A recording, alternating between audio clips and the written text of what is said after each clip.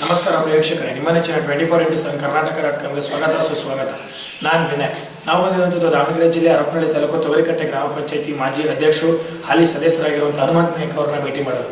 ಇವರೊಂದು ರಾಜಕೀಯ ಜೀವನದ ಬಗ್ಗೆ ಒಂದು ಕಿರು ಪರಿಚಯನ ಮಾಡಿಕೊಳ್ಳೋಣ ಬನ್ನಿ. ನಮಸ್ತೆ ಸರ್. ನಮಸ್ತೆ ಸರ್, ನಿಮ್ಮ ಹೆಸರು?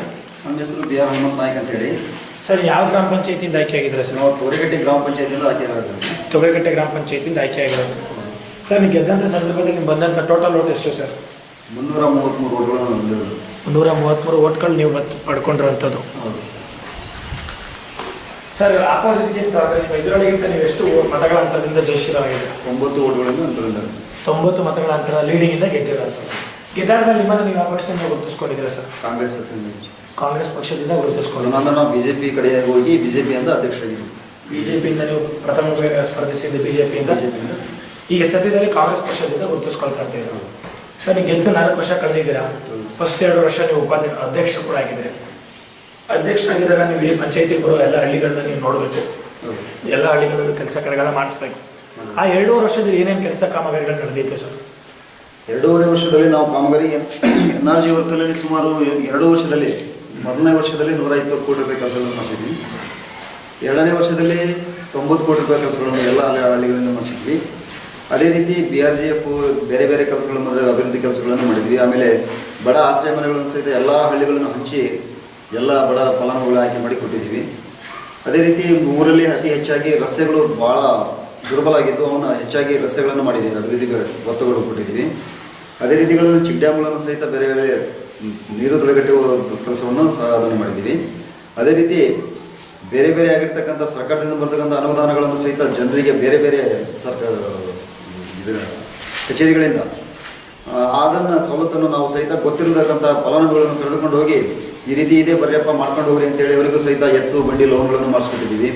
ಆಮೇಲೆ ಕೆಲವು ರೈತರಿಗೆ ಈಗ ಕೃಷಿ ಸಾಲ ಅನ್ನೋದ್ರ ಬಗ್ಗೆ ಕೆಲವರಿಗೆ ಮಾಹಿತಿ ಇರಲಿಲ್ಲ, ಅವರಿಗೂ ಸಹಿತ ಮಾಹಿತಿಗಳನ್ನು ಕೊಡಿಸಿದ್ವಿ. ಅದೇ ರೀತಿ ನಮ್ಮೂರಲ್ಲಿ ಬಗರ್ಕಂ ಭೂಮಿ ಭಾಳ ಇತ್ತು, ಅದನ್ನು ನಮ್ಮ ಗ್ರಾಮ ಪಂಚಾಯತಿಯಲ್ಲಿ ಸುಮಾರು 170 ಪಟ್ಟಗಳನ್ನು ಕೊಡಿಸಿದ್ವಿ.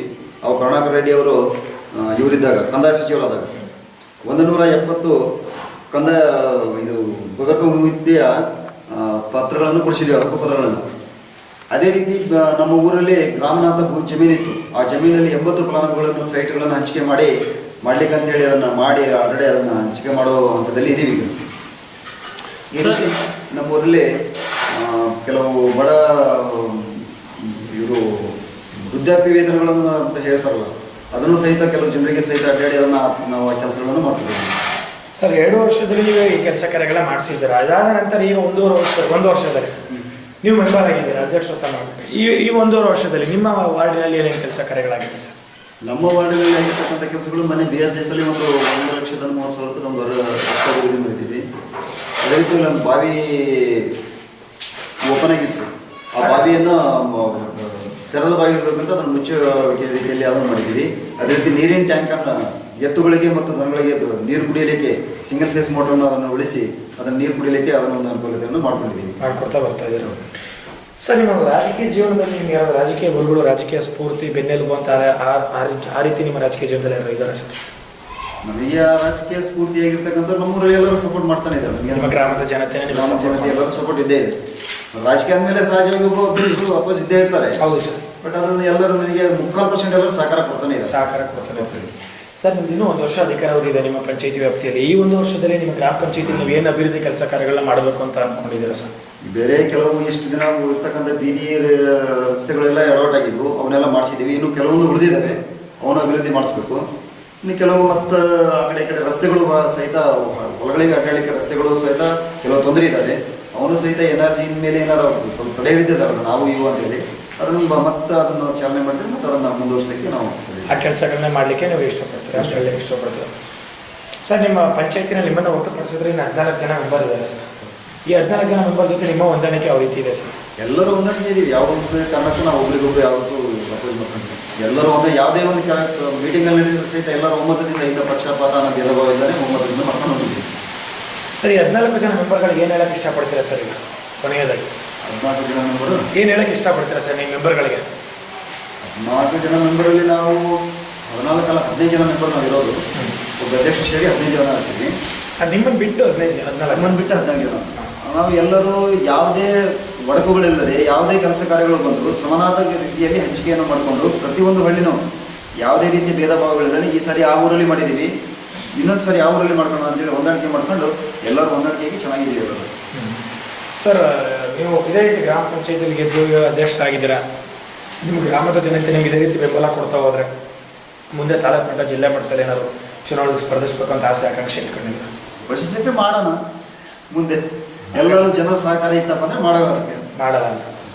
ಸರ್, ಕೊನೆಯದಾಗಿ ನೀವು ಮೊದಲನೇ ಬಾರಿನೇ ಎಲೆಕ್ಷನ್ ಇತ್ತು, ಮೊದಲನೇ ಬಾರಿನೇ ಗೆಲ್ಲಬೇಕು ಅಂದರೆ ನಿಮ್ಮ ಗ್ರಾಮದ ಜನತೆನೇ ಕಾರಣ. ಪ್ರತಿ ಮೂಲ ಮತವನ್ನು ಹಾಕಿ ಗೆಲ್ಲಿಸಿದ್ದಾರೆ.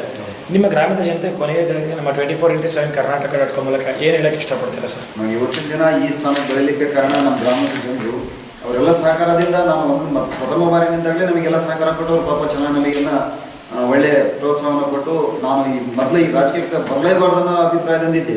ಕೆಲವು ನಮ್ಮೂರಿನ ಜನರು, ನಮ್ಮ ಯುವಕ ಹುಡುಗರು ಎಲ್ಲ ಸೇರಿಕೊಂಡು ನನಗೆ ನೀವು ನಿಲ್ಲೇಬೇಕು, ನೀವು ಒಳ್ಳೆಯ ಕೆಲಸಗಳು ಮಾಡ್ತಿದ್ದೀರಾ, ಎಲ್ಲರಿಗೂ ನೀವು ಒಳ್ಳೊಳ್ಳೆ ವೃದ್ಧಾಪ್ಯ ವೇತನಗಳಾಗಲಿ, ವಿಧಿ ವೇತನಗಳಾಗಲಿ, ಬ್ಯಾಂಕ್ನಲ್ಲಿ ಲೋನ್ಗಳನ್ನು ಕೊಡಿಸೋದಾಗಲಿ ಎಲ್ಲದೂ ಮಾಡ್ತಾ ಇದೆಯಾ. ಒಂದು ಚುನಾವಣೆ ಪ್ರತಿನಿಧಿಯಾಗಿ ನೀವು ಇನ್ನೂ ಹೆಚ್ಚಿನ ರೀತಿಯಲ್ಲಿ ನಮ್ಮೂರಿಗೆ ಕೆಲಸ ಕಾರ್ಯಗಳನ್ನು ಮಾಡಬೇಕು ಅಂತೇಳಿ ಎಲ್ಲರೂ ನಮಗೆ ಪ್ರೋತ್ಸಾಹ ಕೊಟ್ಟು ಆ ಸಮಯದಲ್ಲಿ ನಮಗೆ ಎಲೆಕ್ಷನಿಗೆ ನಿಲ್ಲಿಸಿಕ್ಕೆ ಪ್ರೋತ್ಸಾಹ ಕೊಟ್ಟರು. ಆ ದೃಷ್ಟಿಯಿಂದ ನನಗೆ ಬೇಡ ಅಂದ್ರೂ ಒತ್ತಾಯವಾಗಿ ನಮಗೆ ಎಲೆಕ್ಷನ್ ನಿಲ್ಲಿಸಿದ್ರು ಪಾಪ ಎಲ್ಲರೂ ನಮಗೆ ಸಹಕಾರ ಕೊಟ್ಟು ಒಳ್ಳೆಯ ಮತಗಳನ್ನು ನೀಡಿ ನಮಗೆ ಎಲ್ಲರೂ ಸಹಕಾರ ನೀಡಿದ್ದಾರೆ. ಅವರಿಗೆ ನಾವು ಧನ್ಯವಾದವನ್ನು ತಿಳಿಸ್ತೀವಿ. ಧನ್ಯವಾದಗಳನ್ನು ಇಷ್ಟಪಡ್ತೇವೆ.